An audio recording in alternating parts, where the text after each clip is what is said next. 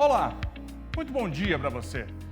O nosso SCC Meio-Dia desta terça-feira está começando com imagens ao vivo do Memorial da Chapecoense, no oeste do estado. 6 anos da tragédia que marcou Santa Catarina, Chapecó e o Brasil.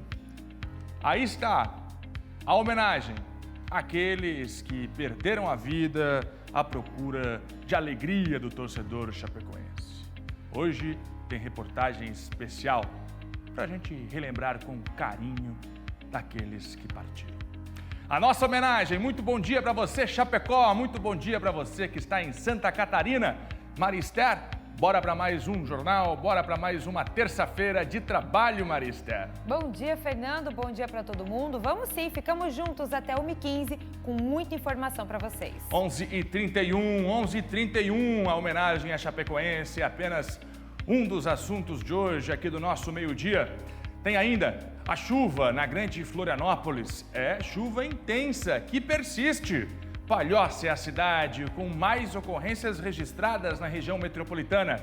Nossos repórteres vão mostrar ao vivo, região por região aqui em Santa Catarina, como a chuva já provoca problemas.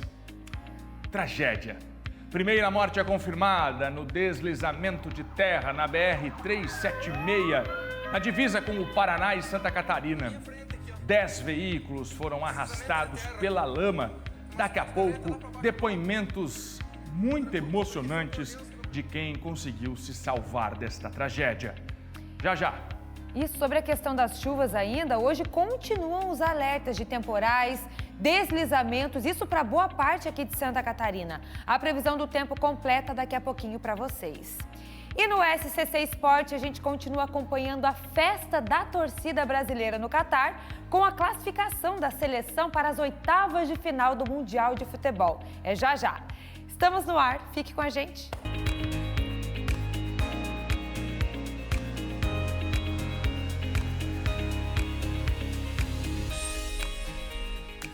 Olha, minha gente, como é que tá a situação da chuva aí na sua cidade, no seu bairro? Fernando, aqui na Serra deu uma trégua. Não, aqui no norte continua chovendo.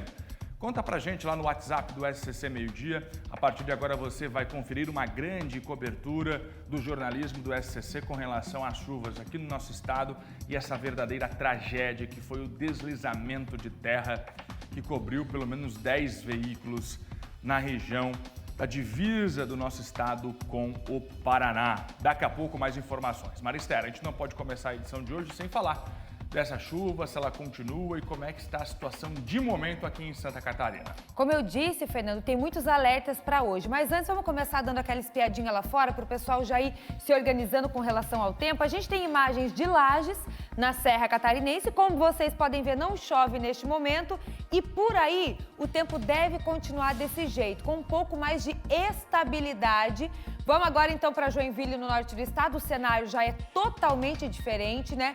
Muitas nuvens, um dia que já começou com chuva, para em alguns momentos, essa chuva retorna e vai continuar assim ao longo de toda a terça-feira. Região norte que está em alerta hoje, né? Agora a gente tem imagens aqui da Lagoa da Conceição, na região da capital, também com mais nuvens neste momento. Já choveu aqui na capital, daqui a pouquinho volta e vai continuar assim também em todas as cidades aqui da faixa leste. Então eu vou começar com os alertas para vocês. A gente vai para o aviso de temporais, que hoje a Defesa Civil emitiu logo pela manhã. Então essa chuva já começou ontem, desde ontem à noite, e deve permanecer até amanhã, dia 30, o dia inteirinho.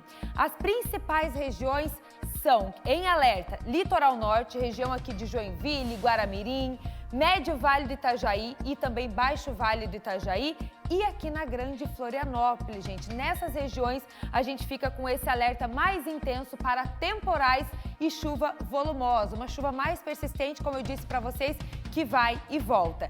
Nessas áreas, gente, o risco é muito alto para alagamentos, deslizamentos e enxurradas, né? Como mostra esse outro mapa de alerta da Defesa Civil que eu trago para vocês aqui agora. Nessas áreas em roxo, nessas cidades em roxo, o risco é muito alto, é de alerta máximo, olha só, para os deslizamentos.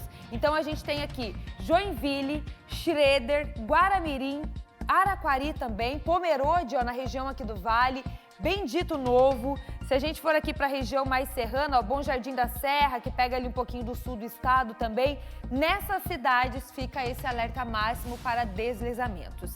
E para hoje, ainda tem mais um aviso de rajadas de vento, mar agitado e risco de ressaca. Olha só, gente, atenção então. Hoje, a partir desde as 8 da manhã e vale também para amanhã o dia inteirinho, essas ventanias aqui na costa catarinense que podem chegar a 75 km por hora. E aí essa condição mantém o mar agitado com ondas que podem atingir picos aí de 3,5 metros de altura, isso lá em alto mar, né? Um alerta que vale até amanhã. E por fim, a gente vai ver as temperaturas então para essa terça-feira. Vamos dar uma olhadinha na região oeste, que tem tempo um pouco mais seco, o sol até aparece, olha só, região oeste e meio-oeste e na serra o sol aparece em alguns momentos, como a gente viu. Por lá, as temperaturas sobem mais, podem chegar até os 30 graus hoje. Meio-oeste, máxima de 27. No Planalto Norte, com mais chuva ao longo do dia, não passa de 21 graus. Região serrana, 23 de máxima. Sul do estado, pode bater os 27 também. Grande Florianópolis, no Vale e norte do estado, com muita chuva e com esse alerta para essas regiões, máxima de 24 e de 23 graus.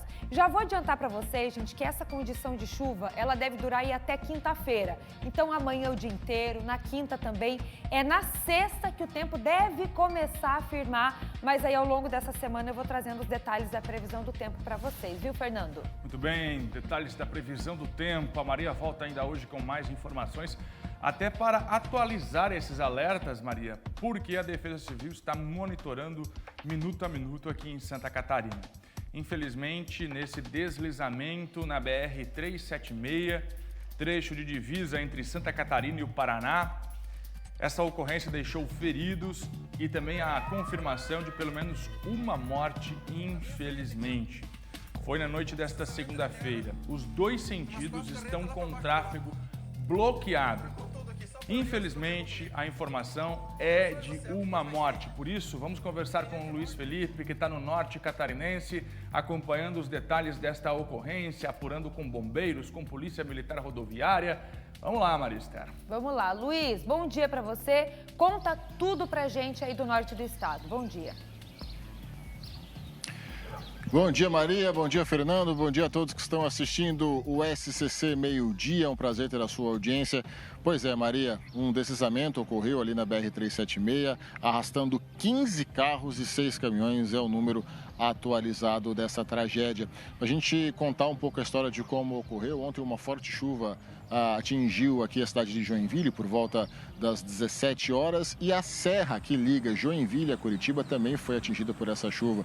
Por volta das 14, 15 horas, um primeiro deslizamento pequeno ocorreu na BR e a concessionária fez um primeiro bloqueio. Porém, logo após as 19h30, acabou ocorrendo esse segundo deslizamento mais grave na altura do quilômetro 669, ali na cidade de Guaratuba, que é a divisa com Garuva, que é a divisa entre os estados de Paraná e Santa Catarina. Os bombeiros de Balneário Camboriú, de Jaraguá do Sul, de Blumenau, de Joinville e de Garuva foram ajudar nesse deslizamento que ocorreu na noite de ontem. Por volta das 3 horas da manhã, eles tiveram que parar essas buscas por conta do mau tempo, ainda continuava chovendo bastante nesse horário, uma chuva fraca, a hora vem uma chuva mais forte, tanto é que a gente está de capa de chuva e vocês podem perceber que tem um sol bonito batendo, mas a chuva vem a qualquer momento aqui na cidade. As buscas retornaram hoje pela manhã e uma pessoa, um homem de 43 anos, foi atendido no Hospital São José. Aqui em Joinville foi montado o plano catástrofe, que na verdade já é um plano que os hospitais e as unidades hospitalares possuem em casos de tragédias como esse tipo. Um homem de 43 anos que é motorista já foi atingido, o estado dele é estável. E, infelizmente, um morto até agora foi computado nessa tragédia. Ele teria sido jogado de seu veículo e foi barranco abaixo, né, na serra ali da 376. Ontem também, Maria, nessa situação, nesse deslize, o prefeito de Guaratuba, Roberto Justus, estava nesse deslizamento e ele deu uma palavra em suas redes sociais. Confira. Uma coisa horrorosa, A montanha veio abaixo, nos carregou para cima dos outros carros e nós só estamos vivos por um livramento de Deus. Tem muita terra, muita pedra que veio para cima de todos os carros. Eu não sei como ela nos ergueu. A pedra, a lama veio por baixo do carro, nos ergueu e depois nos jogou para cima dos outros carros que estavam parados. A gente estava parado na fila, esperando o pessoal da concessionária liberar o trânsito. Não tinha como voltar, não tinha como fazer nada, todo mundo parado, com o carro desligado, esperando ver o que ia acontecer.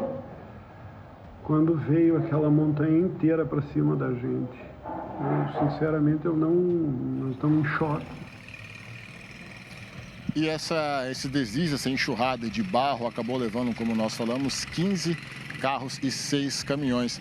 Para aquelas pessoas que estão pensando em fazer as viagens, tanto para Curitiba quanto para o norte do país, a recomendação é que você adie essas viagens. A Artérias Litoral Sul, que é a concessionária dessa BR, deu um trajeto que você pode realizar pelo oeste catarinense.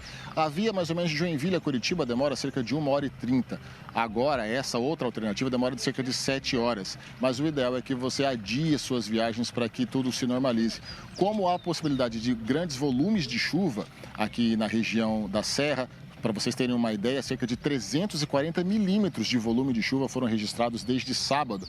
A previsão para esse mês de novembro era de 220. Por conta da forte chuva que pode ocorrer ainda, tanto na tarde de hoje quanto no dia de amanhã, há ainda o risco de novos deslizamentos. Então agora o jeito é ter prudência e nós estamos aqui prontos para dar mais notícias de mais resgates e a gente espera que vivos sejam resgatados desse grave deslizamento que ocorreu na BR-376 ali em Guaratuba. Eu volto contigo no estúdio, Maria. Muito obrigada, Luiz, pelas informações. Então é isso, né? A recomendação neste momento. Quem não precisar passar por ali, se puder evitar a viagem, melhor, né? Ainda continuam as interdições ali na estrada, na BR-376.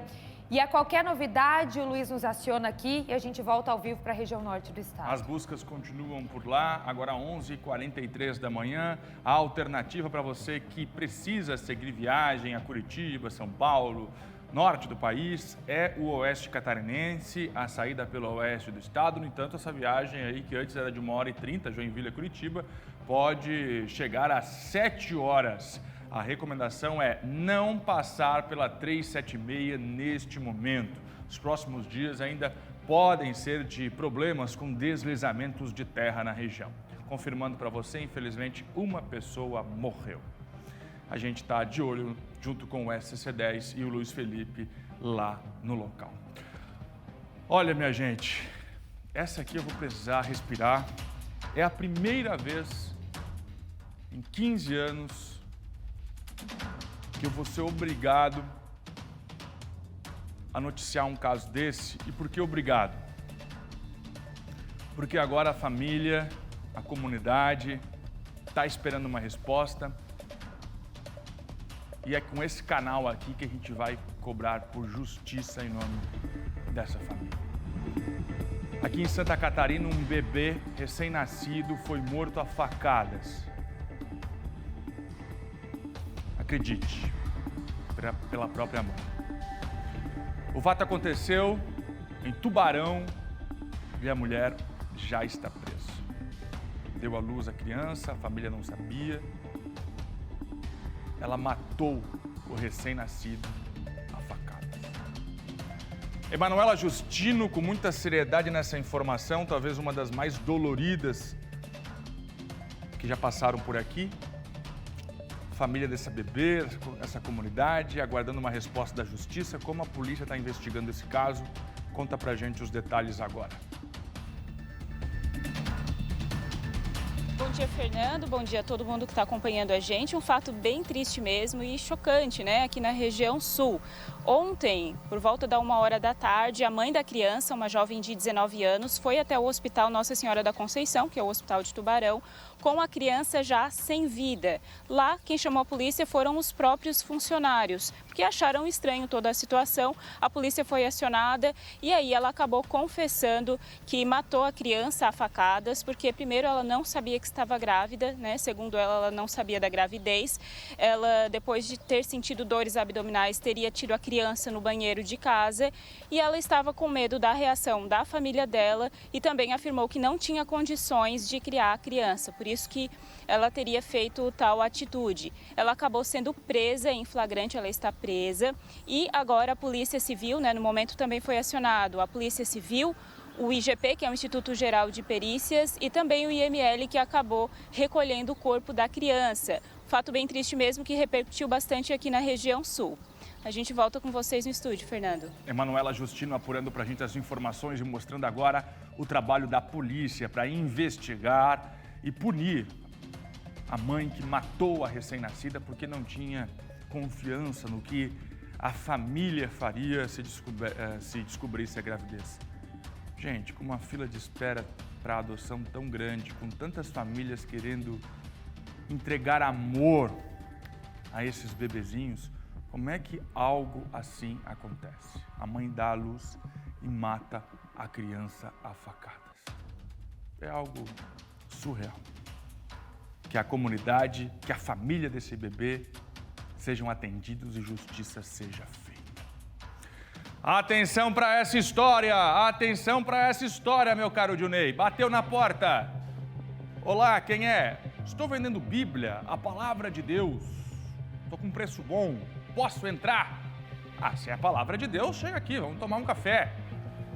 Estou vendendo essa Bíblia aqui, ela tem capa em couro, essa aqui é um pouco menor, essa aqui é um pouco mais robusta, mas é a palavra de Deus, o livro mais vendido do mundo. A família recebe o vendedor, começam a trocar algumas palavras. Quando o dono da casa percebe, o sujeito já furtou. É mais um golpe que está acontecendo na região oeste do estado. O Bastos está aí, não? Aqui está o homem, direto do oeste do estado, falso vendedor de Bíblias. A polícia está procurando por ele, é isso, Bastos? Bom dia.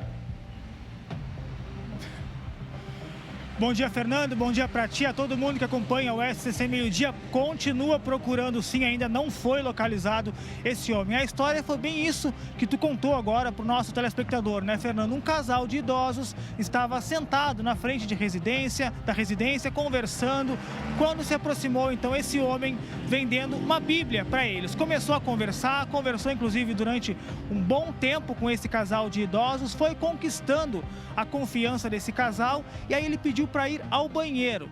O casal de idosos, sem maldade nenhuma, deixou esse homem, esse falso vendedor, entrar no banheiro dessa residência. Quando ele saiu, ele conversou mais um pouco com os idosos e foi embora. Daí esse casal voltou para dentro de casa e percebeu que um aparelho celular havia sido furtado, possivelmente por esse falso vendedor de Bíblias. Esse caso foi registrado na Polícia Militar, um boletim de ocorrência foi feito, né, para tentar identificar esse homem que ainda não foi localizado, mas fica o alerta para qualquer pessoa que encontrar esse falso vendedor de Bíblias lá na cidade de Xanxerê, bem próxima aqui a Chapecó, que entre em contato com a Polícia Militar através do 190. Esse caso foi registrado no último dia 15 de novembro, mas só agora foi divulgado pela Polícia Militar. É esse falso vendedor de Bíblias levando a palavra de Deus por aí, viu, Fernando? Voltamos contigo no estúdio. Esse vai direto pro inferno. Muito obrigado, meu caro Bastos. Daqui a pouco a gente volta a conversar. Vamos voltar a falar da chuva agora em Santa Catarina. Serra, Marister. Vamos para lá então, na região serrana também tem alerta com relação às chuvas no dia de hoje. A Cláudia Pleite está chegando ao vivo com as informações. Quais são os alertas por aí? Traz para a gente, Cláudia. Bom dia para você. Bom dia, Maria. Bom dia a todos. É isso mesmo. Olha, hoje pela manhã, a Defesa Civil do Estado de Santa Catarina divulgou um alerta máximo aí para deslizamentos no município de Bom Jardim da Serra, aqui na Serra Catarinense. Portanto, o município está em alerta para deslizamentos. Hoje pela manhã, ali na região de Bom Jardim da Serra, mais especificamente em Lauro Miller, na Serra do Rio do Rastro, já houve uma queda de barreira. Então, uma queda de barreira na SC 390 na Serra do Rio do Rastro foi registrada hoje pela manhã. As equipes aí da Polícia Militar Rodoviária já estão no local fazendo a limpeza por lá e, por enquanto, o trânsito está fluindo normalmente. Felizmente, essa queda de barreira não atingiu nenhum veículo e não foi uma grande barreira que veio a ceder ali na Serra do Rio do Rastro. Mas ficou alerta para esses dias de chuva, né? A gente sempre alerta aqui os dias de chuva com relação às serras. E ainda mais agora que a região ali de Bom Jardim da Serra está em alerta máximo, então, para deslizamentos. Olha, vamos atualizar a situação da Ponte das Goiabeiras também, que a gente falou ontem aqui no SCC Meio-Dia, que estava interditada, que liga São Joaquim a Bom Jesus, no Rio Grande do Sul.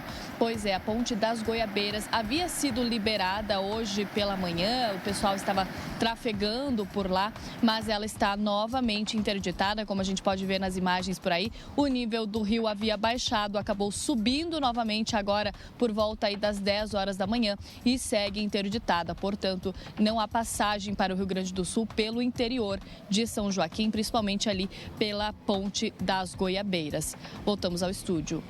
Obrigada, Cláudia, pelas informações da região serrana. Ponte das Goiabeiras, então, interditada, não dá para passar para fazer a travessia até o Rio Grande do Sul. Divisa com o Rio Grande do Sul, uma ponte importante para escoar a produção agrícola, especialmente da região serrana de Santa Catarina, neste momento, sem chances de passar pela Ponte das Goiabeiras.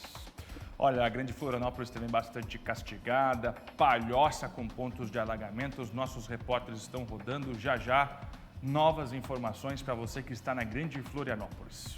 Vamos para o norte do estado agora, voltar para lá, né? Porque além do ponto que a gente mostrou da BR-376, na divisa com o Paraná, a chuva continua causando estragos em muitos pontos ali da cidade de Joinville, Fernando. Imagens ao vivo para você, agora 8 minutos faltando para o meio-dia. Os prejuízos já começam a ser contabilizados. Cadê a rua que estava aí? O povo está andando de barco, rapaz. Tem gente caminhando por essa água suja, um perigo para a saúde. Quem puder, fique em casa neste momento. Olha a travessia de barco, a imagem que o SBT vai mostrando para você ao vivo. Mais um ponto de alagamento na região norte catarinense. Olha o nível da água no muro das residências lá. Ó. Luiz Felipe está me chamando com mais informações em que ponto da cidade você está e quantos locais estão da mesma forma aí na cidade de Joinville, hein, Luiz? Pois é, Fernando, aqui os bairros mais atingidos em Joinville, Morro do Meio, Nova Brasília, Vila Nova, Jardim Sofia e aqui onde nós estamos no Jativoca, um dos locais mais afetados por conta dessa forte chuva que ocorre desde sábado e se agravou na tarde de ontem. Por conta desse agravamento dessa chuva, Fernando, a Prefeitura de Joinville manteve 3 abrigos para aqueles que necessitam. A Rua Dr. Rubem Roberto Chimli, no Morro do Meio, a Escola Municipal Professor Avelino Marcante, no bairro Bom Retiro, e a Escola Agrícola Municipal Carlos Heinz Funk, em Piraberaba. O prefeito Adriano Silva sobrevoou a localidade ontem e o que se pode dizer, Fernando, é que o número de atendidos nesses abrigos já supera o número de atendidos no ciclone de agosto. Só nesta madrugada foram quase 100 atendimentos de pessoas que tiveram que sair de suas casas para irem para esses abrigos. Como a gente disse na outra entrada nossa, 340 milímetros de chuva. E por conta disso, a cidade de Joinville decretou emergência por conta dessas fortes chuvas. Eu vou pedir para o Diogo Clima mostrar para a gente novamente. A gente entrou agora há pouco aqui ao vivo no SCC Meio-Dia, mostrando o solzão que estava, o tempo aberto que estava. E agora, chove neste exato momento. E é por conta disso. Tanto hoje à tarde quanto amanhã, ainda há precipitações de volumes grandes de chuva. Rios transbordaram aqui na cidade. Locais ficaram completamente inacessíveis para a população tentar fazer o básico. Sair para comprar comida, pedir algum serviço. Por diversos locais hoje, Fernando, nós passamos e as pessoas não conseguem chegar até essas casas. Empresas de telefonia, empresas de entrega de gás não conseguem acessar essas casas. E a gente espera agora que essa chuva diminua, Fernando, para que a vida consiga voltar ao normal. Mas nesse exato momento aqui em Joinville, 3 escolas, então, funcionam como abrigos para aqueles que necessitam fugir dessa forte chuva que atinge desde o último sábado aqui a região norte, Fernando. Muito obrigado, Luiz, pela sua informação, apurando a situação dos alagamentos e também dos prejuízos que a chuva já causa. Você viu? De barco a população lá em Joinville neste momento. Em instantes, mais informações da previsão do tempo. 5 para o meio-dia. Vamos ver como é que está a Grande Florianópolis, Marister? Vamos sim, a gente está acompanhando então a situação da chuva por todo o estado e a Morgana ela está ao vivo com a gente e vai trazer as informações aqui da Grande Florianópolis, região de Palhoça principalmente, foi muito afetada com a chuva das últimas horas, né Morgana? Bom dia para você. Oi Maria, oi Fernando, bom dia para quem está nos acompanhando. Pois é, situação complicada aqui na Grande Florianópolis, uma das regiões de maior alerta por conta dessa chuva que começou no sábado e claro, a Defesa Civil continua monitorando essa situação complicada. Hoje pela manhã no município de São José foram pelo menos 5 ocorrências registradas de árvores que acabaram caindo. A gente inclusive acompanhou um desses trabalhos da Defesa Civil na região de Colônia Santana. Nesse bairro houve a queda de uma árvore e a gente conversou com um agente da Defesa Civil sobre essa ocorrência. Vamos acompanhar? Aqui nós solicitamos o apoio da Secretaria de Infraestrutura, né? Porque até tentamos fazer a desobstrução ali com guincho, mas não é possível. E agora nós estamos cobrindo a parte ali do talude para permitir o acesso ali para que não haja novos deslizamentos, visto que há mais previsões de chuvas aí. Pelo menos 5 ocorrências, então, em São José, só na manhã de hoje. Mas, como você comentou, Maria, a cidade de Palhoça foi a mais afetada aqui na Grande Florianópolis. Foram cerca de 40 ocorrências registradas de deslizamento, de queda de árvore e também de alagamento. Hoje pela manhã, as equipes da Defesa Civil estavam trabalhando num sistema de prevenção e também de desobstrução das vias. A gente também conversou com o coordenador da Defesa Civil de Palhoça, olha só. É um trabalho preventivo e também um trabalho de recuperação, né? Essas áreas que ainda não aconteceram e que a gente note que há uma necessidade de uma avaliação, faz parte da prevenção. O trabalho que já aconteceu é orientar e verificar a possibilidade de um maior risco. Então, cerca de 40 ocorrências nesses últimos dias na cidade de Palhoça. Inclusive, a gente tem fotos dessas ocorrências que foram registradas pela Defesa Civil. Em relação a alagamentos, teve no bairro Pachecos e Caminho Novo. A Praia de Fora foi o bairro mais atingido, 224 milímetros de chuva registrados, bastante coisa. No Pontal também, olha só que situação, um cavalo chegou a ser arrastado por conta da enxurrada. No Alto Aririú, alagamento nas intermediações das obras do contorno viário. A Defesa Civil também prestou auxílio à autopista que faz esse trabalho. E no bairro Bela Vista também teve deslizamento em uma área de risco. A família também foi oferecido abrigo por parte da prefeitura, mas preferiu permanecer nesse local. A gente também acompanhou essa situação. Mas em meio a essas ocorrências, a Prefeitura de Palhoça já fala em criar uma sala de situação por causa desse alto volume de chuva registrado e que ainda tem previsão. A gente ouve novamente o coordenador da Defesa Civil de Palhoça. O prefeito solicitou que a gente fizesse a abertura de sala de situação, né? Então a gente vai fazer essa abertura de sala de situação com as secretarias e instituições pertinentes a resgates, né? Corpo de Bombeiros, Polícia Militar, Polícia Ambiental, para que, caso haja necessidade, a gente está com toda a logística já pronta.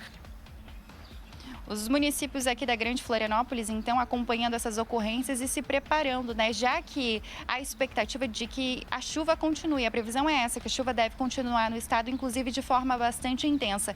Aqui na Grande Florianópolis, olha só, a previsão é de que o acumulado passe de 400 milímetros, ou seja, é muita coisa, bastante água que ainda deve vir por aí. A gente conversou também com o meteorologista Peter Schauer sobre como fica a condição do tempo aí para os próximos dias. Olha só. Os índices pluviométricos previstos são bem representativos. A perspectiva é que nós tenhamos um comportamento bastante variado nesses próximos dias. Ora, a gente vai seguindo aí com muitas nuvens, ora o sol até aparece e chuvas ocasionais de intensidade fraca a forte nessa região da Grande Florianópolis ao norte do estado, mas sempre intercalando com alguns momentos de abafamento. Bom, nesse momento, então, abriu um solzinho aqui em Florianópolis, mas como o meteorologista disse, né, pode ter, então, essas aberturas, a chuva volta com intensidade fraca, moderada e também bastante forte. A gente reforça os cuidados, né, para não transitar nas áreas alagadas, não ficar próximo a essas encostas, onde pode acontecer o deslizamento. E, claro, lembra que em qualquer emergência ou preocupação, é possível acionar a Defesa Civil de todo o estado através do 199. A gente continua monitorando essa situação, Maria e Fernando, e torcendo, né, que essa chuva dê uma trégua e que a gente não precise mais noticiar essas ocorrências tristes. Volto com vocês. Infelizmente, o cenário e a previsão ainda é de instabilidade nos próximos dias, mas a Morgana trouxe aí, claro, todas as orientações da Defesa Civil aí, porque a chuva deve continuar, Fernando. Meio-dia em ponto por conta das chuvas dessas últimas horas. E com essa previsão que a Maria acaba de falar de mais chuva para os próximos dias, a Defesa Civil do sul do estado alerta os moradores de algumas cidades com relação aos riscos de deslizamentos. A Emanuela Justino está chegando aí. Vamos então conversar com ela? Manu, conta pra gente desses alertas então na região sul. Bom dia para você. Oi Maria, bom dia. Exatamente, né? Como a gente já acompanhou aí na previsão do tempo, como esse tempo de chuva vai até quinta-feira, a Defesa Civil emitiu esse alerta para várias cidades aqui da região sul, como por exemplo, Lauro Miller, Treviso, Uruçanga, Forquilinha, Nova Veneza, Siderópolis, Orleans, Rio Fortuna e também Timbé do Sul. Por falar em Timbé do Sul, ontem a gente trouxe essa informação aqui também, que é onde fica a Serra da Rocinha. Já foi liberado ontem à tarde mesmo, mas a Defesa Civil orienta para que as pessoas que não precisem passar por lá, que não passem, que evitem, porque tem realmente o risco de novos deslizamentos. Assim como essas cidades que eu citei aqui, que tem morro, tem locais mais elevados, então realmente tem certo risco, né, caso a pessoa trafegue por ali. Então, atenção redobrada. Hoje pela manhã a gente conversou com o coordenador da Defesa Civil aqui da região carbonífera, Rosinei da Silveira, que sempre está em contato também com outros responsáveis pela Defesa Civil aqui do sul de Santa Catarina. Embora não tenha registros de alagamentos aqui por conta da chuva, mas fica esse alerta aí para quem precisa trafegar, evitar passar por esses lugares e só sair realmente se precisar. Voltamos com vocês no estúdio. Tá certo, Manu. Obrigada pelas informações. Então, daqui a pouco a gente volta a falar da chuva. Estamos acompanhando com os nossos repórteres em tempo real. Qualquer novidade a gente volta a trazer aqui. Meio-dia 2, Cláudio Prisco Paraíso, já com a coluna de política que mais repercute em Santa Catarina. Lá por volta de 1 da tarde, o Prisco chega com as últimas da política no estado e no Brasil. E tem esporte também. Já Dominique Cabral está chegando aqui mostrando a torcida dos brasileiros lá no Mundial do Catar, agora que a seleção brasileira está classificada para as oitavas de final. Fernando, festa bonita por lá. Tem comentário também do Theo José, né? Toda terça-feira ele está com a gente aqui. E também tem a terça do emprego daqui a pouquinho, hein? As oportunidades por aqui. Vagas por todo o estado. Já. Hoje é terça do emprego. Você vai conseguir um trabalho neste final do ano. Biguaçu está fazendo um mutirão de testes rápidos e gratuitos para HIV. Tudo por conta, não é mesmo, dessa campanha de prevenção ao HIV, Maria Esther. Por isso, os atendimentos no centro de testagem e também nas unidades básicas de saúde estão reforçados. O JP está chegando aqui com todos os detalhes. JP, bom dia! Oi, Maria Esther, bom dia para você, bom dia, Fernando, e a todos que nos acompanham em Santa Catarina. Olha só, é uma semana de mutirão no município de Biguaçu.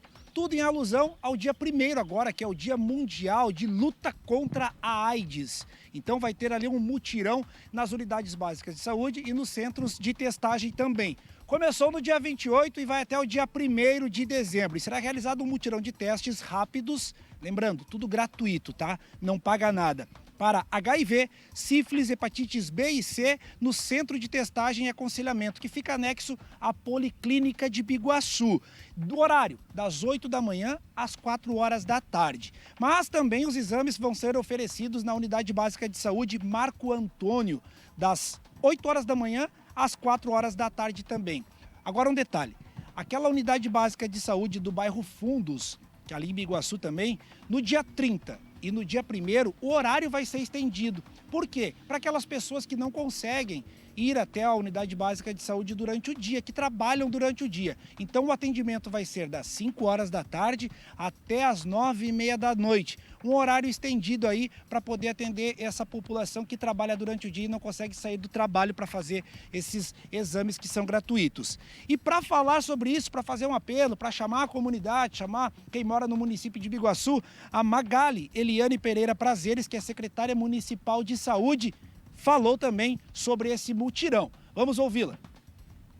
As ações foram ampliadas para o horário estendido para dar possibilidade de toda a população poder participar dessa semana, dessas ações tão importantes de prevenção e luta contra a AIDS. Contamos com a participação de todos, contamos com a divulgação também, para que as pessoas se mobilizem e venham junto conosco fortalecer essas ações dentro do município de Biguaçu.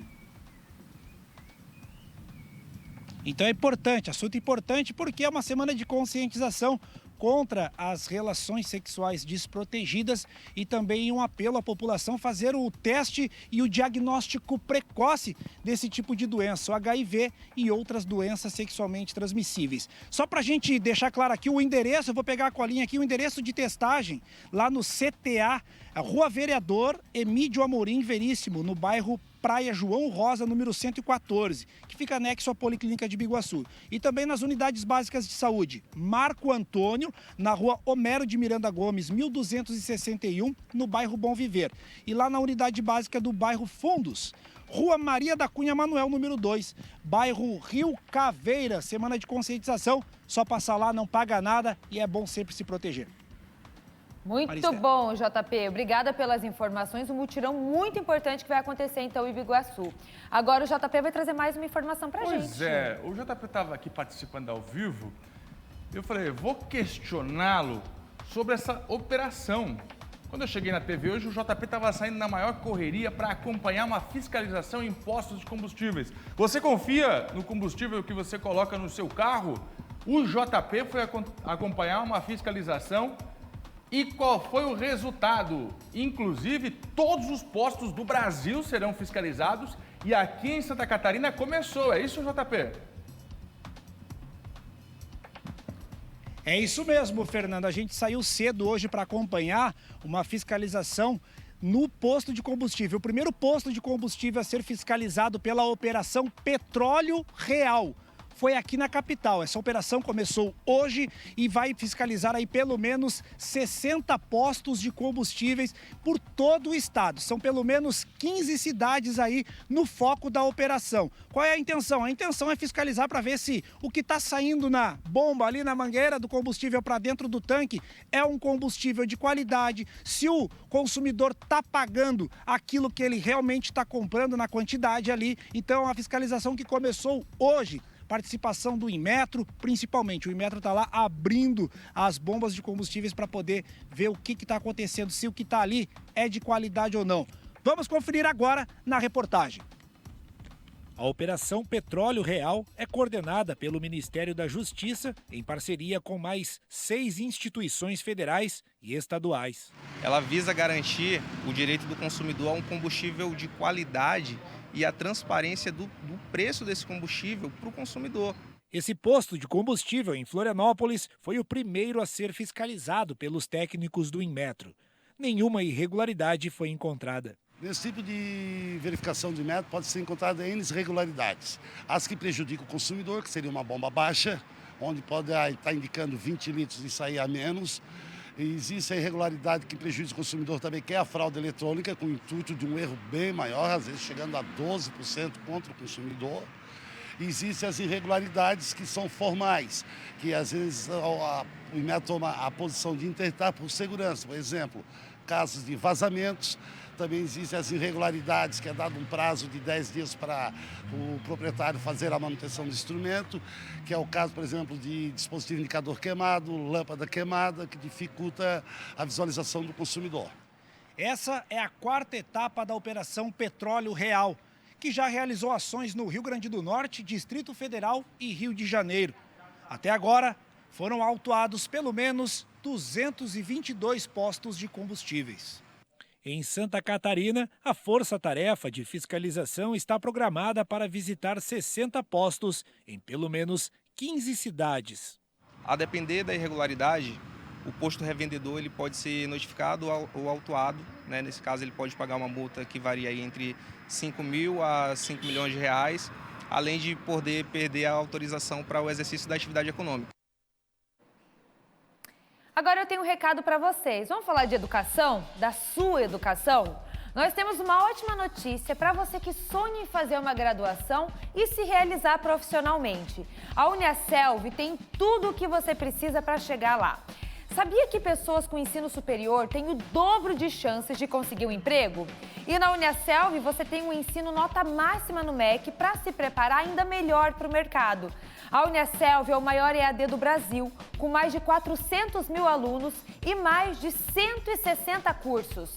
Você faz os seus estudos com um tutor exclusivo por turma e encontros semanais, de modo virtual ou presencial no polo. E não é só isso não, você estuda do seu jeito, onde e quando quiser. O aplicativo exclusivo Uniaselv Léo App traz a flexibilidade para os seus estudos e ainda tem a navegação totalmente gratuita. Então aproveite e comece agora a construir a sua carreira junto com a Uniaselv. O EAD de quem quer chegar lá. Faça a sua inscrição uniaselv.com.br, graduação Uniaselv. É EAD, é semipresencial, é do seu jeito. Boa terça-feira para você, bom almoço, você que está com a gente em toda Santa Catarina. Obrigado por escolher o SBT para as informações. Daqui a pouco eu trago aqui o SCC10, repercutindo as notícias de todo o estado do Brasil e do mundo. Vou para Lages agora, conferir como estão sendo realizados os testes rápidos de Covid. Nas últimas semanas, a saúde tem observado um aumento nos casos da doença e, por isso, a importância de testes. Vamos chamar a Cláudia. Cláudia Pletti. É de graça, é? Tem teste de graça para a população? Onde encontrar? É isso mesmo, Fernando. Olha, a Saúde aqui de Lages divulgou onde e como fazer os testes rápidos, a testagem rápida contra a Covid-19. A gente preparou aí um material, um telão para mostrar para vocês onde e como fazer esses testes. Olha, para quem faz a consulta médica na UPA aqui de Lages, pode realizar o teste rápido, então, na UPA, das 8 às 13 horas. Para quem faz a consulta médica na unidade básica de saúde do seu bairro, realiza o teste rápido na própria unidade de saúde das 8 às 10 horas. Ou seja, das 8 às 10 horas, você vai na tua unidade de saúde e realiza o teste rápido. E ainda tem o teste rápido nas UBSs, nas unidades básicas de saúde, polo noturno, quando a consulta médica for em qualquer unidade de saúde ou UPA, das 17 às 19 horas.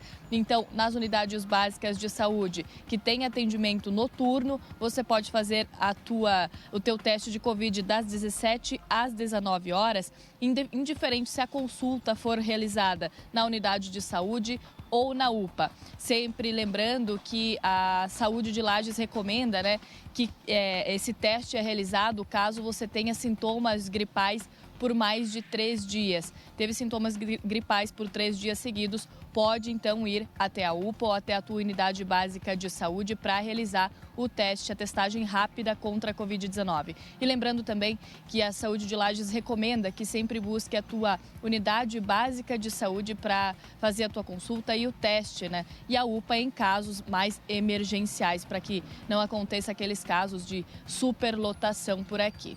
Voltamos ao estúdio. Muito obrigado, Cláudia Pletti. Os testes rápidos de Covid na Serra Catarinense. Informação de agora, a gente continua a falar do assalto em Ilhota.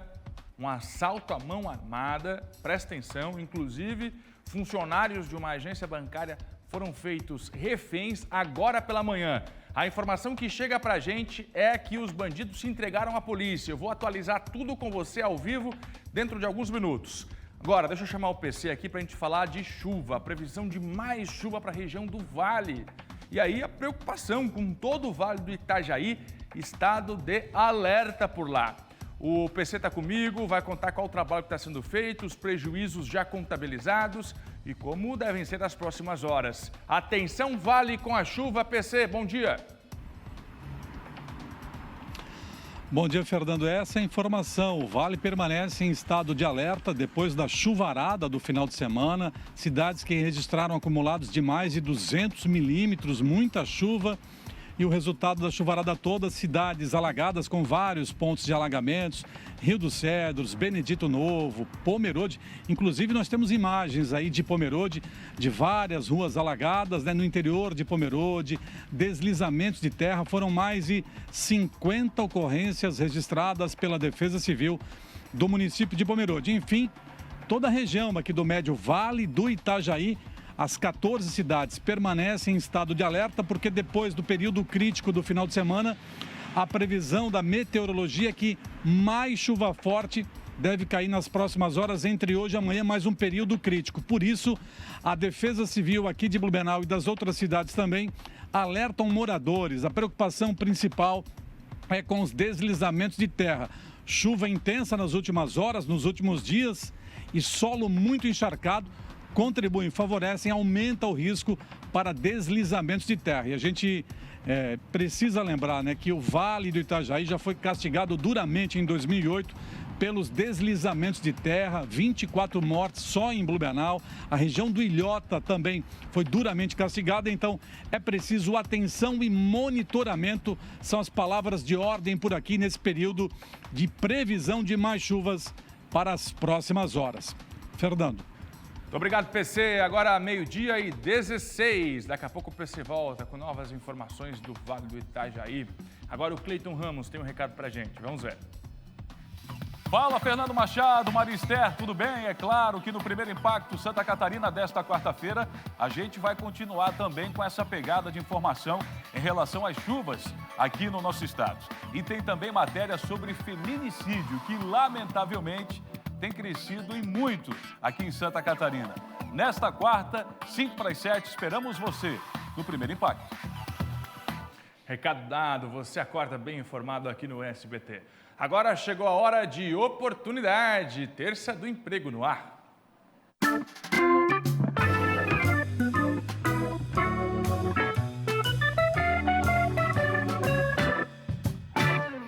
Vamos lá então, dar um giro pelo nosso estado, conferir as oportunidades dessa semana, começando pela região oeste. O Balcão Municipal de Empregos de Chapecó está com 950 vagas disponíveis. O repórter Felipe Bastos, ele está ao vivo e vai trazer todos os detalhes pra gente. Felipe, conta tudo, não nos esconda nada. Olha, Marister, oportunidade é o que não falta aqui para a cidade de Chapecó. Nós preparamos aquela tradicional tela com as vagas mais urgentes. Vamos conferir quais são elas para essa semana, então? Auxiliar administrativo, financeiro e contábeis, vendedor interno e externo, auxiliar de almoxarifado e depósito, atendente de balcão, café e padaria e franquias, soldador, caixa, técnico em informática, climatizador, manutenção e segurança do trabalho, auxiliar de limpeza, serviços gerais, pedreiro, carpinteiro e servente de obras, eletricista, residencial, predial e manutenção, motoristas com carteira de habilitação C, D e E, auxiliar de cozinha, auxiliar de produção para frigorífico, conferente, auxiliar de montagem, metalúrgica e indústria e mecânico industrial. Lembrando que os interessados devem fazer o cadastro na página do Balcão Municipal de Empregos no site da Prefeitura de Chapecó. Depois, é necessário fazer os agendamentos para as entrevistas, que podem ser feitos pelos telefones que aparecem na tela. Marister. Muito bom, Felipe. Obrigada, viu, pelas informações. Então, são quase 1.000 vagas em Chapecó no Balcão de Empregos essa semana. Agora a gente vai para o sul do estado. Lá também tem vagas de emprego e tem oportunidades de cursos profissionalizantes totalmente gratuitos. A Manu está chegando para trazer todos os detalhes. É contigo, Manu. Oi, Maria. Bom dia para todo mundo que está acompanhando a gente. Vou chamar a primeira arte aí, a gente fala sobre um processo seletivo que tem em Jaguaruna, no Hospital de Caridade, em parceria com a Prefeitura. Tem vagas para técnico em TI, Tecnologia da Informação, e também para auxiliar de atendimento. Essa vaga em específico é para pessoas que têm algum tipo de deficiência. As inscrições para o técnico em TI é até o dia 18 de dezembro e a inscrição para auxiliar de atendimento é até o dia 11 de dezembro. Os resultados do processo seletivo saem no mês de janeiro. Para a TI, do dia 20 e no dia 31 de janeiro, o resultado, então, para auxiliar de atendimento. As inscrições podem ser feitas exclusivamente pelo site, que é ideias.med.br/trabalhe-conosco. Que esse é o site oficial do Instituto que é administrado, que administra o Hospital de Caridade de Jaguaruna. E uma outra oportunidade que a gente fala também é para os estudantes do curso de Direito, para então fazerem eu vou chamar aí a foto, para fazerem estágio nas delegacias aqui da região sul. Tem aqui para Criciúma e também para cidades vizinhas. Essas são as informações, então são 5 vagas de estágio, não precisa ter experiência e pode ser a partir da primeira fase. Então, quem tiver interessado pode enviar o currículo para o e-mail 1dp de Delegacia de Polícia, criciúma@pc.sc.gov.br. Enviar o currículo para esse e-mail. Para informações, pode entrar em contato pelo 48 3462 2090 ou então o endereço da delegacia que está fazendo esse processo seletivo é no bairro Próspera, Rua Congoinhas, 461. A gente volta com vocês no estúdio. Bastante oportunidade aí no sul do estado também, Manu. Obrigada. Agora vamos ver como é que estão as vagas em Lages? Por lá, eu sei que tem oportunidade em aberto, inclusive para cursos de qualificação gratuitos. É isso mesmo, Cláudia? É isso mesmo, Maria. Olha, cursos de qualificação gratuitos e também vagas de emprego no Banco do Emprego aqui de Lages, no centro, na rua Manuel Thiago de Castro. Olha só, vamos citar então algumas vagas que a gente tem disponíveis aqui no Banco do Emprego no dia de hoje. Sempre são as vagas do dia por aqui. Olha, tem vaga de consultora de vendas, ela precisa estar cursando superior em Direito, vaga de técnica em segurança do trabalho, auxiliar de cozinha, biomédica, engenheiro de segurança do trabalho, padeiro, auxiliar de padeiro, motorista de escavadeira, atendente de sorveteria, vendedora de lojas e também tem vaga para PCD para trabalhar em supermercados aqui de Lages. Agora vamos chamar um outro telão aqui e a gente vai mostrar os cursos de qualificação gratuitos que também estão disponíveis pelo Qualifica Mais Lages, que fica junto ao Banco do Emprego. Olha só, tem cursos de qualificação de frentista, mecânica básica, balanceador de rodas e banhista de animais. Esses cursos eles oferecem, é claro, um certificado no final, são realizados presencialmente aí um dia da semana durante a noite. Então, para se inscrever, basta levar um documento de identificação e também a sua carteira de trabalho até o Banco do Emprego aqui de Lages, aqui no centro, na rua Manuel Thiago de Castro. Voltamos ao estúdio. Muito bom, Cláudia. Obrigada pelas informações. Então, isso foi um apanhado geral das vagas aqui no nosso estado. Lembrando vocês que a gente sempre está atualizando com as oportunidades lá no Portal da Notícia aqui de Santa Catarina, no scc10.com.br. Agora, gente, o Laércio está chegando aqui com um recado pra gente. Tem loja nova da Pompeia aqui em Santa Catarina. Laércio, conta pra gente. Boa tarde.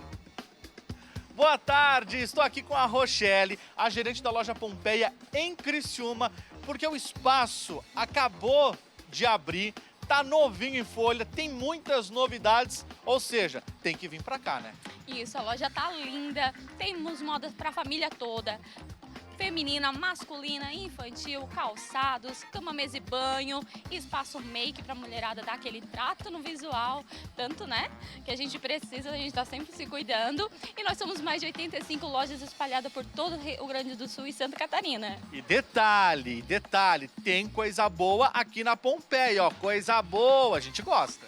Coisa boa, fazendo o cartão Pompeia, na primeira compra ganha 10% de desconto e o primeiro pagamento daqui a 70 dias, ou seja, presentão aí de Natal, para comprar presente para a família toda e o primeiro pagamento só para janeiro. Então não tem por que você não vir para Pompeia em Criciúma, que fica na rua Getúlio Vargas, número 78, eu falei, loja Pompeia em Criciúma. Isso aí, estamos esperando por vocês.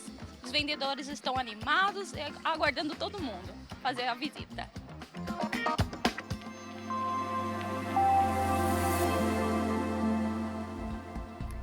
Vamos lá para a nossa previsão do tempo. Hoje o tempo continua com muita instabilidade aqui em Santa Catarina. Nós temos uma série de alertas. A gente vai começar com o aviso dos temporais. Eu já trouxe hoje no início do jornal, mas a gente vai repetir porque é muito importante todo mundo ficar atento com relação à chuva, que ainda é volumosa, principalmente na Grande Florianópolis, no Médio e no Baixo Vale do Itajaí e também no Litoral Norte. Nessas áreas, gente, aqui em vermelho, ó, o risco é muito alto para alagamentos, deslizamentos e enxurradas, como mostra também esse outro mapa de alerta da Defesa Civil, ó. Essas cidades que estão em roxo têm risco muito alto e devem ficar atentas, principalmente com relação aos deslizamentos. Então a gente tem aqui Joinville, Araquari, Guaramirim e Schroeder. Temos também Benedito Novo e Pomerode aqui em roxo. E aqui para o cantinho a gente destaca Bom Jardim da Serra, que também tem esse risco para deslizamento com alerta máximo da Defesa Civil para hoje. Ainda para essa terça-feira a gente tem um aviso de rajadas de vento, mar agitado e risco de ressaca. As ventanias aqui na nossa costa catarinense podem atingir até 75 km por hora. Então justamente esse vento todo mantém o mar agitado com ondas que podem chegar até 3,5 metros de altura em alto mar. Esse alerta vale até amanhã. E aí, por fim, a gente vai ver as temperaturas, então, para essa terça-feira na região oeste, que tem um pouco mais de estabilidade, um solzinho aparecendo durante o dia, pode chegar aos 30 graus. Meio oeste também com tempo mais estável, tempo mais seco hoje, máxima de 27. Da região dos Planaltos até toda a nossa faixa litorânea continua essa instabilidade, essa chuva que a gente falou desde os primeiros momentos aqui do jornal hoje, e as temperaturas já não sobem tanto. Vão ficar entre 23 e 24 aqui na Grande Florianópolis, Vale e Norte do estado, e no sul, máxima de 27 graus, esquenta um pouco mais na região de Criciúma. Agora, quarta-feira, amanhã, a previsão ainda é de chuva persistente e intensa aqui em Santa Catarina, viu, gente? Vamos dar uma olhada aqui como é que ficam as mínimas e as máximas para amanhã. Chapecó vai de novo bater os 30 graus. Joinville também com chuva o dia inteiro. Criciúma, 27 de máxima amanhã novamente. Floripa não passa de 24, Blumenau também. Ó, Rio Negrinho, 22 de máxima amanhã. Joaçaba amanhece com 16, não passa de 19. E Lages também, ó, amanhã temperaturas mais amenas. Mínima de 13 e máxima de 18 graus nessa quarta-feira. E a gente fecha então a previsão do tempo com imagens ao vivo de Ilhota, na região ali do Vale do Itajaí. Olha só, tempinho ali, né, com mais nuvens, não chove neste momento, que continue assim pelo menos nas próximas horas, né? Para o solo não ficar tão encharcado, provocando os deslizamentos que a gente está mostrando aqui no nosso estado. Agora a gente continua com mais informações, gente. O futuro depende de uma boa base para que os filhos sejam levados a faculdades com um alicerce estudantil concreto, sólido e humano. Para isso, tem gente que preza muito pela qualidade na escolha e também na influência na decisão dos pequenos. Conheça o ensino médio do Senac. Desde cedo, muitas crianças se perguntam: o que eu vou ser quando crescer? Qual a profissão do futuro? Médico, advogado, professor, são as respostas mais clássicas. A entrada no ensino médio é como se fosse um marco. Mais cedo ou mais tarde, a escolha profissional terá que ser feita. Na família Dallagnol, as famílias resolveram unir o útil ao agradável. Já inserida no contexto do ramo de imóveis, a família procurou o caminho mais completo para que as filhas pudessem crescer profissionalmente, nas áreas optadas, administração e design de interiores. Foi indicação de uma amiga muito próxima e professora, falando muito bem do Senac, que atingiria todas as nossas expectativas das meninas aprenderem tanto a administração como o design de interiores, né? Que a gente já em reunião de família, inclusive essa professora sempre está presente, ela falou, coloca lá que você não vai se arrepender. Cada vez que elas vão para casa, elas vão com algo a mais, falando assim: olha, mãe, o que eu fiz hoje? Então, a Flávia já está conseguindo, que é uma das gêmeas, né, que faz aqui o curso de DI, que é Design de Interiores, ela já está conseguindo esboçar. Ela criou uma cadeira ali que eu e o Roberto falou: nossa, é isso que a gente queria. Flávia e Fernanda já conhecem de perto a dinâmica da empresa familiar, o que facilita na hora de aprender e juntar aquela máxima, teoria e prática. Eu criei do eclipse, que é a mistura do Sol e da Lua, quando eles se juntam, né? E passam um na frente do outro. E daí eu fiz essa cadeira, dela tem raios atrás, a gente fez o projeto no SketchUp, fez o projeto em miniatura e a gente está montando a física agora. Tanto na organização, na parte logística, como eu monto uma estrutura de alguma coisa e consigo aprender com ela quando eu estou trabalhando.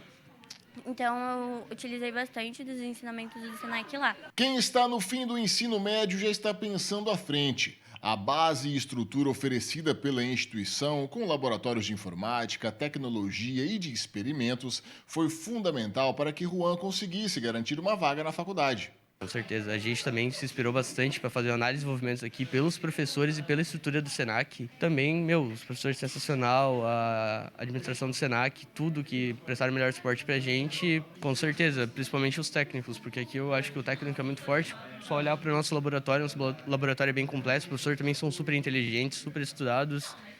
Show de bola. É que no Senac os alunos são preparados também para os desafios de uma escola regular, como o Exame Nacional do Ensino Médio e vestibulares mais concorridos. Dentro das nossas aulas, os professores já trazem conteúdos que são trabalhados, né? Em provas de Enem, em provas de vestibulares. A gente tem um material didático da Plural que também oportuniza simulados para os alunos testarem os conhecimentos. Pensar na formação do aluno não é apenas estruturá-lo para entender a fórmula de Bhaskara ou o ciclo de Krebs. Formar o aluno passa também por criar um cidadão consciente e ativo, o que vai muito além dos números. O eixo flexível, vamos dizer, é como se fosse uma ponte entre uma coisa e outra, entre as disciplinas que a gente já conhece como tradicionais e o técnico, né, mais voltado, por exemplo, a tech design, informática, enfim. Então, o que acontece no eixo flexível? São disciplinas que elas vão falar sobre criatividade, sobre cidadania, processos de elaboração de projetos e assim por diante. Então, esse é o tipo de ação que a gente faz no flexível, que eu digo que vai construindo memórias de aprendizado. Formação que dá bons frutos. A Isabela fez o ensino médio integrado ao técnico do Senac, focado em programação.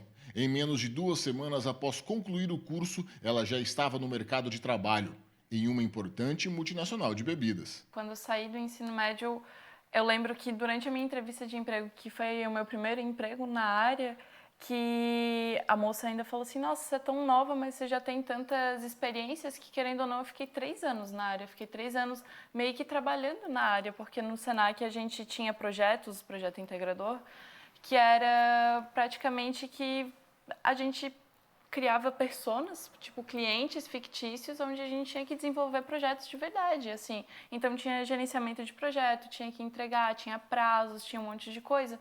Então eu chegava, eu comentava isso na entrevista de emprego e eu me recordo da entrevistadora, nossa, você é tão jovem, mas você já tem uma carga assim de tipo, quem parece que já trabalhou muito, sabe? Essa junção de metodologias de ensino, tecnologia de estudos, formação do ser humano, fazem com que o amadurecimento do mesmo consiga o deixar pronto para o futuro. A instituição não apenas forma um profissional, forma um cidadão melhor para seguir o seu caminho. A formação do ser como um todo, né? O ser integral. Então a gente forma para a vida. Independente de quais forem as futuras escolhas dele, ele se sente preparado para fazer esse encaminhamento. Puxa, mas em determinado momento, como é que eu faço para conquistar algo, né? No que eu tenho que me dedicar? Ele consegue ter essas tomadas de decisão, ele consegue ter uma percepção mais ampla. E isso é trabalhado também dentro do curso, a questão da visão sistêmica. Como que eu olho para as várias possibilidades que a vida pode me oferecer.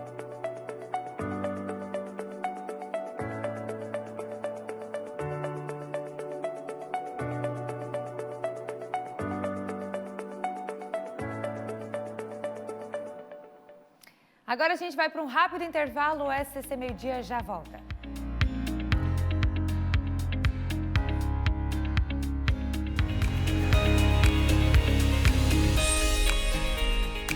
Agora atenção, um assalto a uma agência bancária aconteceu nesta manhã em Ilhota.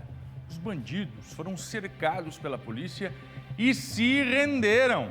Deixa eu chamar o PC que está comigo ao vivo, ele acompanhou toda essa ocorrência que mobilizou as forças de segurança do Vale. PC, traz pra gente os detalhes deste assalto. Muito bem, Fernando. O assalto que começou por volta das 8 horas da manhã. Os criminosos chegaram bem cedinho à agência do Cicobi Maxi Crédito na Estrada Geral do Baú, em Ilhota. A dupla armada rendeu o vigilante e mais 4 funcionários da agência. Os assaltantes chegaram em um Peugeot vermelho e o motorista do assalto ficou no veículo esperando. Alguém conseguiu chamar a PM. A PM foi acionada e rapidamente a Força de Segurança já estava no local. Aliás, mobilizou um batalhão de policiais, mais de 12 viaturas, policiais militares de Itajaí, Ilhota e Brusque participaram da operação, que contou com mais de 12 viaturas da PM e até o batalhão aéreo da Polícia Militar e 4 equipes do BOP de Florianópolis participaram dessa operação. Mais de 2 horas de negociações. E os bandidos disseram o seguinte: olha, a gente só se rende se a imprensa estiver aqui. E um detalhe também dessa operação: quando nós saímos de Blumenau em direção à Ilhota para fazer a reportagem, para acompanhar essa operação, esse assalto, eu decidi ligar para a agência bancária onde aconteceu o assalto para saber se realmente o assalto estava acontecendo, para tentar mais alguma informação, para ver se o pessoal estava bem. Eu liguei para a agência onde o assalto acontecia, um funcionário atendeu e disse: sim, nós estamos sendo assaltados nesse momento, nós estamos bem, somos em 5 reféns e são 2 assaltantes que estão armados aqui.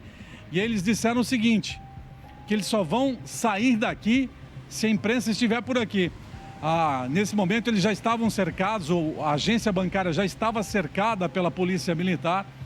Um dos assaltantes pediu para falar comigo por telefone, eu conversei com ele e disse: olha, venham rápido, que a gente quer sair daqui vivo com segurança. Ou seja, eles queriam essa, digamos, proteção, essa segurança, essa garantia que nada iria acontecer com eles.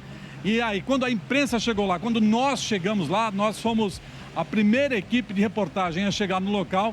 O pessoal do BOP nos posicionou em local de segurança, snipers estavam posicionados também para qualquer outra ação mais perigosa e arriscada, se fosse necessária. E naquele momento, logo quando nós chegamos, 10 minutos depois, a PM informou os assaltantes e eles acabaram se rendendo. Os 5 reféns foram libertados, nenhum deles machucado, todos passam bem e os 2 assaltantes foram presos nesse trabalho especial da Polícia Militar. O comandante do BOP falou o que foi determinante nesta operação que terminou com a prisão dos 2 assaltantes. Já no processo de primeira intervenção, já conseguiram liberar pelo menos um refém.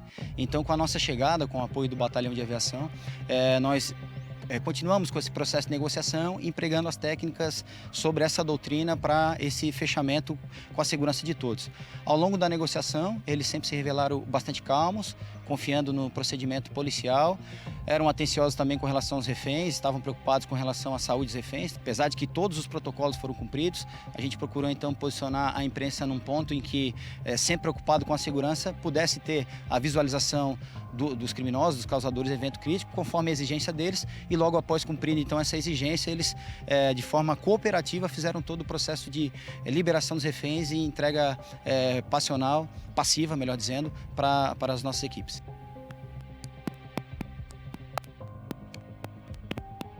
Volta aqui, tive um problema com o microfone do PC, que está ao vivo lá na região de Blumenau, contando pra gente detalhes deste assalto. O PC, apurando a informação agora cedo, ligou para a agência. Olha, verdade, estão assaltando aí? Aqui é do SBT, quero saber se tem assalto acontecendo aí. E o funcionário que atende diz o seguinte: é verdade, e o bandido quer falar contigo. O PC recebe, então, do outro lado da linha, o bandido que fala: olha, vem rápido que a gente quer sair daqui com vida. Quando o SBT chegou lá, a equipe do PC e do Marquinhos chegou lá, os criminosos se entregaram à polícia. 2 bandidos. O trabalho do PC e do Marquinhos acompanhando, por sorte, terminou tudo bem por lá. Ilhota, uma agência bancária que foi assaltada. Olha, minha gente, o SCC-10 está repercutindo agora. São 6 cidades em estado de emergência. Por isso, a Gi Pacheco, direto da redação do SCC-10, vai contar para a gente os detalhes. A gente sabe que houve aquele deslizamento de terra na região da divisa com o Paraná, mas em Santa Catarina, alagamentos e deslizamentos também estão prejudicando os catarinenses. Diga aí, dona G, bom dia. Bom dia, Fernando. Bom dia a todos. Pois é, 6 cidades de Santa Catarina decretaram estado de emergência por causa das chuvas, né? São elas Joinville, Guaramirim, São Bento do Sul, Schroeder, Luiz Alves e Corupá. Essas cidades estão ali entre o norte do estado e o Vale do Itajaí. Em São Bento do Sul, Fernando, em apenas 24 horas choveu 168 milímetros na cidade, o que equivale a aproximadamente um mês inteiro de chuvas. Em Guaramirim, a situação também é delicada, porque sofre influência direta dos rios Itapocu e Itapocuzinho, nas cidades de Corupá e Schroeder, respectivamente, né? As autoridades, elas estão acompanhando a situação e no SCC-10 a gente traz atualizações a todo tempo para fazer atualizações sobre os casos, informar o estado de cada cidade. E aí, já sabe, né, Fernando, para saber essas informações é só acessar scc10.com.br, que a gente está a todo tempo trazendo informações, viu? Obrigado, Gi Pacheco, scc10.com.br. Deixa eu mostrar para você umas imagens que chegaram para a gente agora há pouco, aéreas, do deslizamento de terra que aconteceu em Guaratuba, ali na divisa com o Paraná. Quem segue no sentido norte catarinense, com destino a Curitiba, o Paraná, São Paulo, enfim, passa pela BR-376 e você está vendo aí a situação em Guaratuba. Foi na noite desta segunda-feira, a chuva deixou o solo completamente encharcado, existiu uma fila, uma lentidão no trânsito e quando os motoristas se deram conta, o morro já tinha vindo abaixo, deixando até o momento, infelizmente, uma pessoa morta. Impressionante. Olha, o trânsito está carregado por lá, eu vou reforçar a informação da Polícia Rodoviária Federal, evitar pegar a 101, sentido BR-376, Guaratuba, porque o trânsito está interditado e muita lentidão. A alternativa é o oeste catarinense ou então adiar a viagem, é o que diz a Polícia Rodoviária Federal neste momento. As buscas continuam, uma pessoa perdeu a vida. Vamos para a política? Fernando Machado. Prisco, boa tarde. Muita chuva, hein? Muita chuva e continua. Essa é a preocupação. Jorginho Melo. Ontem no Senado temos aí as imagens. Aqui à esquerda um pouco mais aberta, à direita fechada. Foi a despedida de Jorginho Melo. Ele aproveitou sessão solene em homenagem ao micro e pequeno empresário. Ele é um representante legítimo, não só de Santa Catarina, mas como do Brasil. Saiu da caneta dele o Pronamp, que assegurou, em linha de crédito, 5 bilhões para os pequenos empresários, microempresários, em meio à pandemia. Isso foi uma mola propulsora para a sua candidatura ao governo. Ele também destacou a sua parceria com Jair Bolsonaro. E, ao final, Fernando, desejou sucesso a Ivete Apel da Silveira. Suplente que assume. Ele não vai renunciar, mas a partir do momento em que ele assume aqui, dia 1º, aí Ivete automaticamente, 1º de janeiro, assume no Senado. E ele fez uma observação que já foi objeto aqui no SCC Meio-Dia, quando, certa feita, dissemos, olha, Ivete terá os 4 anos que acabaram faltando a Luiz Henrique porque prematuramente partiu. Foi. Vai completar pelo marido. Exatamente. De modo que vamos aí observar o desenrolar dos acontecimentos. Ele prometeu, próximo telão, isso também foi ontem, ao final da solenidade no Senado, com a deputada federal reeleita Carmen Zanotto, do Cidadania.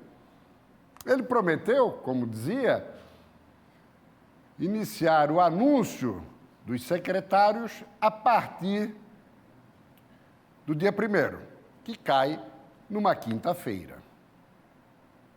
Não estou entrando nessa onda especulatória. Vamos aguardar os nomes. Agora, o nosso colega Roberto Azevedo postou no SCC-10 uma apuração em que a própria Carmen Zanotto confirma que foi convidada para assumir a Secretaria da Saúde. Diante disso, colocamos aqui a informação concreta dela confirmando o convite. A dúvida dela, meu caro Fernando, é se efetivamente pode deixar a Serra descoberta. Na Câmara dos Deputados, ela foi a única eleita. Ela que já foi secretária da Educação em 2 oportunidades. No governo Luiz Henrique, substituindo o também lagiano Fernando Coruja, num período, e depois também, um mês e meio, na gestão de Daniela Rainer. Agora seria para uma gestão cheia. E se ela se licenciar, quem assume? Telão? Giovânia de Sá. Essa foto é antiga, do tempo da pandemia. Giovânia, que foi a segunda mais votada da coligação. Isso. Na verdade, não é coligação, Federação. da Federação PSDB, Partido de Giovânia, e Cidadania, de Carmen Zanotto. Portanto, Giovânia, que teve uma grande performance no seu segundo mandato em Brasília, continuaria na eventualidade de Carmen confirmar a sua ascensão à Secretaria da Saúde, que, no meu feeling, é provável. Até porque tem como contornar essa situação da representação, não só na Secretaria, mas com um compromisso da própria Giovânia de dar cobertura. Claro. Ela que representa o sul do estado, meu caro Fernando.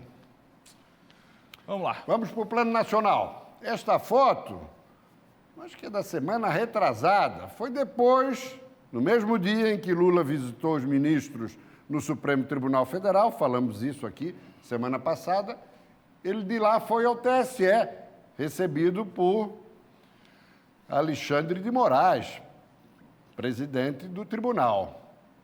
E nessa conversa, acertaram que a diplomação ocorreria no dia 19, prazo fatal.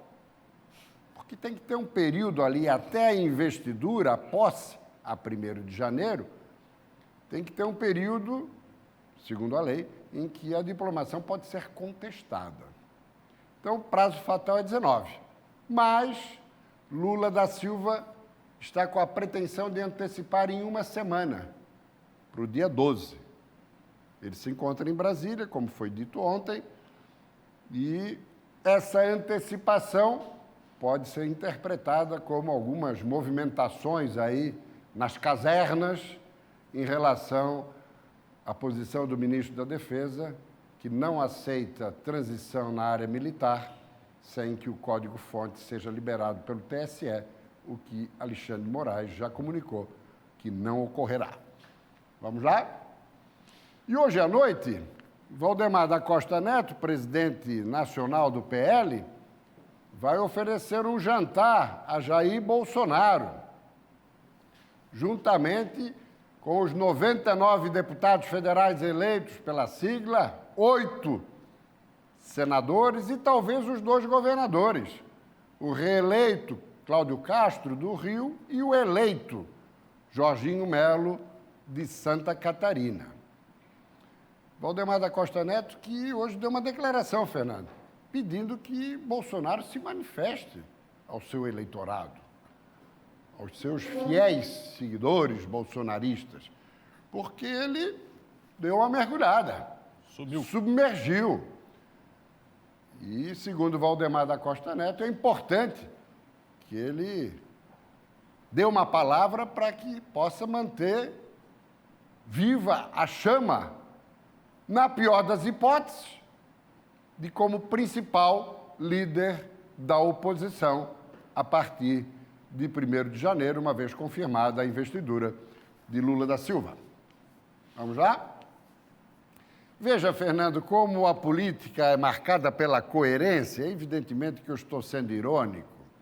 Aqui à esquerda, nós temos Gilberto Kassab já com o governador eleito Tarcísio de Freitas. Essa foto é recente, quando Tarcísio, convidou Kassab para ser o seu secretário de governo.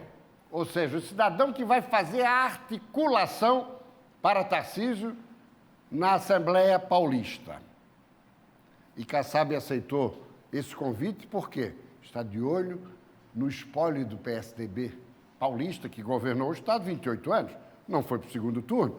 Ele quer trazer prefeitos, vice-prefeitos e tudo mais para o seu PSD. Fortalecer o partido a partir de São Paulo. Muito bem. Aí ele aceitou o convite e vai ser o mandrake político de Tarcísio. Agora, o curioso, essa foto é antiga, com Lula da Silva, naturalmente, mas curioso é que no plano federal, Kassab e o seu PSD vão respaldar o governo Lula. Tarcísio era ministro da Infraestrutura de Bolsonaro, um dos fiéis seguidores dele. Então, no Estado, com Tarcísio, Bolsonaro, no plano nacional, com Lula, PT. Então, é por essas e por outras que os partidos políticos estão esfacelados. E a opinião pública brasileira, o eleitorado em potencial, não os leva a sério. Nem os partidos, nem seus dirigentes. Também seus militantes. Por isso que o brasileiro continua votando no cidadão, no candidato, e não no partido, como acontecia no passado, no tempo do PTB, do PSD, não esse PSD, o legítimo PSD, e da UDN. Vamos lá?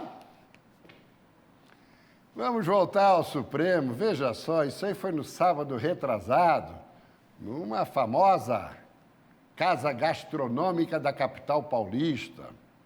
Ao centro, Dias Toffoli, de camisa preta, comemorando aniversário, acompanhado de Joaquim Barbosa, que já foi ministro e presidente do Supremo, o homem que relatou o mensalão. Foi. Julgou o mensalão, né? Julgou o mensalão, depois que foi presidente do Supremo. Cássio Nunes Marques também está no Supremo, indicado por Bolsonaro. E ali à direita, Alexandre de Moraes, ele. Olha o sorrisinho e o olharzinho aqui para o Nelson Jobim, à esquerda aqui. Estão aí flertando na foto. Vejam só, que misturança, hein? Jobim, cidadão da maior inteligência, foi deputado federal por vários mandatos no Rio Grande do Sul, foi ministro da Defesa, da Justiça, participou dos governos Fernando Henrique Cardoso, Lula da Silva, Dilma Rousseff, com quem acabou brigando, mas Lula e Fernando Henrique não se davam, ele tricotava uma reaproximação entre os dois ex-presidentes. Foi também relator da Constituição de 88, ele foi o relator. Muito preparado, como eu disse, mas se gaba ao falar que adulterou 2 artigos dessa mesma Constituição. Um grande cara de pau também. Essa que é a grande verdade. Então, aí num belo de um convescote. Próximo telão. E aí ele, Alexandre de Moraes. Gostaria que você lesse, por favor, Fernando. Quando Alexandre de Moraes vai desbloquear bolsonaristas nas redes sociais. É bom que está cortando aqui as dezenas de bolsonaristas que esperam pela devolução de seus perfis nas redes sociais não tenham pressa. O período eleitoral acabou, mas as penalizações continuam. Veja só. Que espetáculo, hein? Que democracia essa nossa? Espetacular. Tem gente como Luciano Hang, empresário catarinense, há mais de um ano banido das redes sociais. Outros banidos por meses. Ele vai ver o assunto ano que vem, quando der na telha dele. Quando der na telha dele. E pronto. E está decidido. E ninguém vem a contestar, porque ele é o Todo-Poderoso. E agora, um outro telão, Gilmar Mendes, Suspendeu as investigações sobre corrupção e fraude na Fundação Getúlio Vargas, um trabalho realizado pela Polícia Federal, que merece aplausos, mas podia alcançar ministros de tribunais superiores, não só o STJ, mas o próprio Supremo Tribunal Federal. Ministros. Aí ele puxa o freiozinho da arrumação, não tem mais investigação. É uma vergonha. Mas vamos agora para Barroso novamente. Ele, que é exemplo de Alexandre de Moraes, e mostramos isso na semana passada, quando defendia a Constituição, que não tem que prevalecer a posição de ministros, mas a obediência rigorosa à Constituição. Barroso, há pouco tempo atrás, elogiava a Operação Lava Jato. Roda. O que aconteceu na Petrobras foi crime mesmo. Não foi política. O que aconteceu na Eletrobras foi crime mesmo. O que aconteceu na Caixa Econômica Federal foi crime mesmo. O que aconteceu no crédito consignado foi crime mesmo. O que aconteceu nos fundos de pensão foi crime mesmo. Tudo foi crime. Só que passaram a mão, tudo resolvido, cidadão libertado, seus direitos políticos reconquistados, pôde disputar a eleição, pôde concorrer e supostamente ganhá-la. Próximo trecho. Não deve criminalizar a política nem politizar o crime. Desvio de dinheiro, de gerente devolvendo 150, 180 milhões de reais, não é possível alguém achar isso natural. Isso não é política, isso é bandidagem. Último trecho. A corrupção no Brasil foi uma criminalidade estrutural e institucionalizada e sistêmica. E eu acho que, verdadeiramente, a Lava Jato ajudou a desvendar isso e a mudar a cultura de impunidade no país. Eu não sou um revisionista nessa matéria, não. E, pelo visto, a cleptocracia será retomada no Brasil. Bom final de tarde. Boa tarde, Prisco. Até amanhã. Agora tem intervalo.